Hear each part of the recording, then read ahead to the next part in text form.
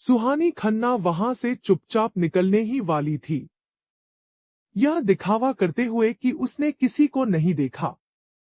लेकिन बदकिस्मती से कुछ लोगों की नजरें बहुत तेज होती हैं, और वह उसे इतनी आसानी से जाने देने के मूड में नहीं थे। सुहानी दीदी, रिया शर्मा की आवाज चाहे कैसी भी हो पर उसमें भरा हुआ दिखावा और दोगलापन सुहानी को साफ सुनाई दे रहा था।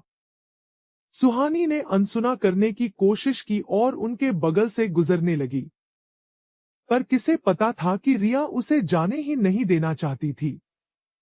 उसने जानबूझकर सुहानी का रास्ता रोका और चेहरे पर झूठी हैरानी लाते हुए बोली, क्या सच में तुम हो? तुमने मुझे बताया क्यों नहीं कि तुम इंडिया वापस आ गई हो? रास्ता बंद था। ऐसा लग रहा था कि आज बिना पुरानी यादें ताजा किए वो यहां से नहीं निकल पाएगी। सुहानी अपने कदमों पर रुकी, सीने पर हाथ बांधे और एक व्यंग्यात्मक हंसी हंस पड़ी। उसकी वो हंसी इतनी कातिलाना और चमकदार थी जैसे बादलों को चीर कर सूरज निकल आया हो। रिया की वो नाजुक और बनावटी खूबसूरती उस हंसी के आगे कहीं टिकती ही नहीं थी। तुम्हें बताओ रिया, क्या तुम मेरे साथ कोई मजाक कर रही हो? हमारे बीच ये गहरी बहनगिरी वाली नौटंकी कब से शुरू हो गई? अपनी ओवर एक्टिंग शुरू करने से पहले तुम्हें मुझे कम से कम स्क्रिप्ट तो भेज देनी चाहिए थी। अचानक से मेरे सामने आकर यह उम्मीद करना कि मैं भी तुम्हारी इस ड्रामे में तुम्हारा साथ दूंगी। क्या होगा अगर मैं स्क्रिप्ट से बाहर कुछ बोल दूं और फिर से तुम्हें ऐसा लगे कि मैं तुम पर अत्याचार कर रही हूं? इतनी मेहनत क्यों करनी? सुहानी, तुम रिया से इस तरह से क्यों बात कर रही हो? वो तुम्हें देखकर खुश है। क्या तुम्हारा इतना बदतमीज होना जरूरी है? इससे पहले कि रिया कुछ बोल पाती, उसके बगल में खड़े आदमी ने नाखुशी से अपनी त्योरियां चढ़ा ली। सिद्धार्थ वर्मा शहर के मेयर का बेटा, रुतबेदार, जवान और होनहार। बेशक शहर के सबसे मोस्ट एलिजिबल बैचलर्स में से एक, पर कितनी शर्म की बात है कि अंदर से वह एक नंबर का घटिया इंसान था। या फिर तुम इसलिए जल रही हो क्योंकि रिया अब मेरे साथ है और इसीलिए तुम उसे बर्दाश्त नहीं कर पा रही हो? उसने सख्त चेहरे के साथ कहा और रिया को प्रोटेक्ट करते हुए अपने पीछे कर लिया। उसकी आंखों में सुहानी के लिए सिर्फ ताना था। एक बात साफ साफ समझ लो, 5 साल पहले मुझे धोखा तुमने दिया था। अगर हमारा ब्रेकअप हुआ भी तो वह सिर्फ तुम्हारी गलती थी। अगर तुम्हें कोई धुंधक है तो वह मुझ पर निकालो। रिया को परेशान मत करो।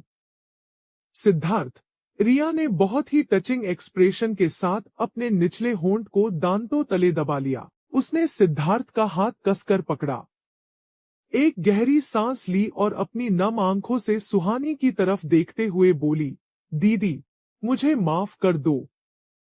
हम एक दूसरे से सच्चा प्यार करते हैं और मैं उम्मीद करती हूँ कि तुम हमें अपना आशीर्वाद दोगी। रिया ने साफ तौर पर उसे सिर्फ अपना यह सच्चा प्यार वाला ड्रामा दिखाने के लिए रोका था। धोखा देने का इल्जाम उस पर मढ़ा जा रहा था। सुहानी मन ही मन तन से मुस्कुराई। उसी के बर्थडे पार्टी में एक ही बिस्तर पर तो यह दोनों हाथों पकड़े गए थे। वह नहीं, सुहानी ने बेशर्म लोग देखे थे, पर इन दोनों से बड़ा बेशर्म आज तक नहीं देखा था।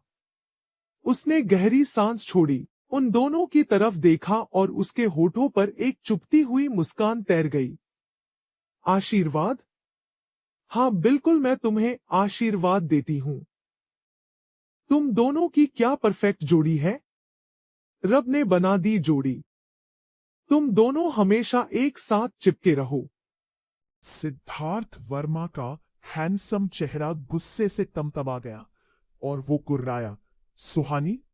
सुहानी ने अपने कान साफ करने का नाटक किया और उस गुस्से से भरे आदमी को तिरछी नजर से देखते हुए बोली, मिस्टर वर्मा, इतना जोर से मत चलाइए, मेरे कान अभी बहरे नहीं है।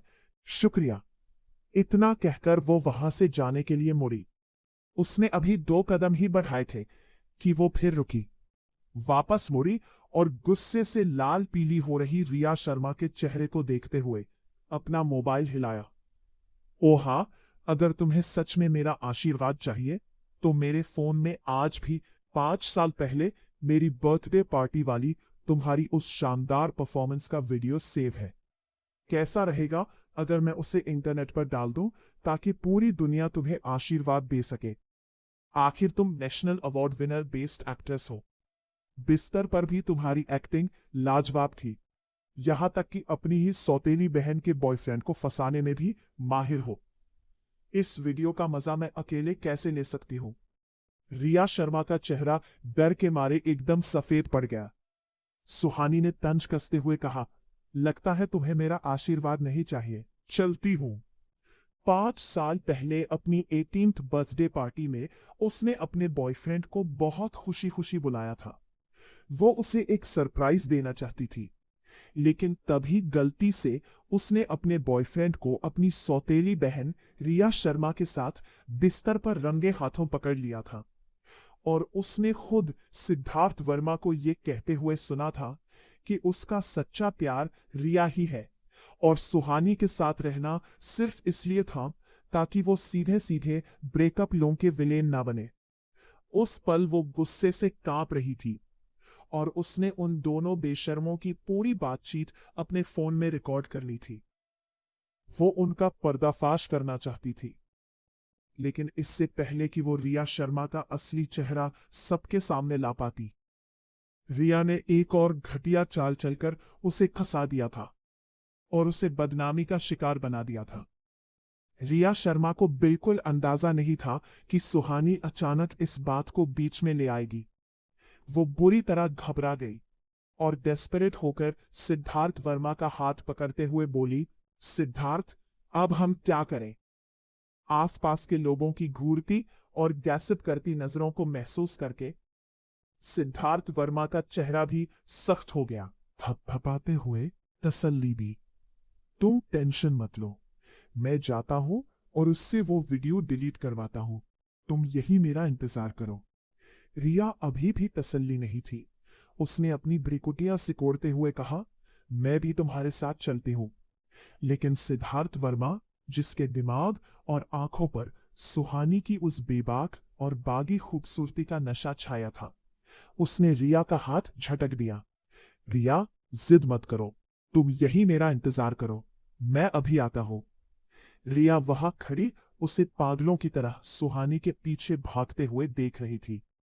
उसका वो संस्कारी चेहरा अब ईर्ष्या और नफरत से बिगड़ गया था और उसने अपनी मुट्ठी इतनी कसकर भी ली थी कि उसकी उंगलियां सफेद पड़ गई थी।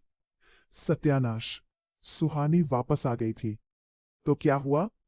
अब खन्ना खानदान पर उसका पूरा कब्जा था और सुहानी चाहे वापस आ भी जाए, वो उसकी बराबरी नहीं कर सकती थी। लेकिन लानत है, सुहानी 5 साल से भी कहीं ज्यादा खूबसूरत लग रही थी। अगर 5 साल पहले वाली सुहानी एक खिलती हुई कली थी, तो अब वो पूरी तरह से खिला हुआ एक हिलता गुलाब बन चुकी थी। उसे खतरा कैसे महसूस नहीं होता? 5 साल पहले उसने खुद अपनी सौतेली बहन को एक